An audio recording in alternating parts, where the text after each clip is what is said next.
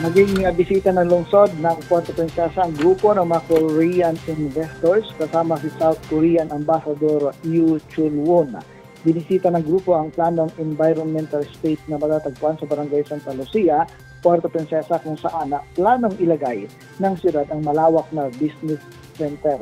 Ayon sa tanggapan ng alkalde, posibleng matuloy ang planong golf course, hotels at hot spring na sa nabanggit na eco-state kapag nagtuloy-tuloy ang negotiations. Ayon pa sa tanggapan na may plano rin na gumawa ng water impounding dam sa Santa Lucia Environmental Estate sa tulong ng pamunan ng Puerto Princesa City Water District at Department of Public Works and Highways na magiging dual purpose project na magiging flood control tuwing tag-ulan at water supply sa panahon naman ng El Nino. Ako si Romel Lazares ng Abante Radio, itong balitang mabilis, mabangis at walang inti.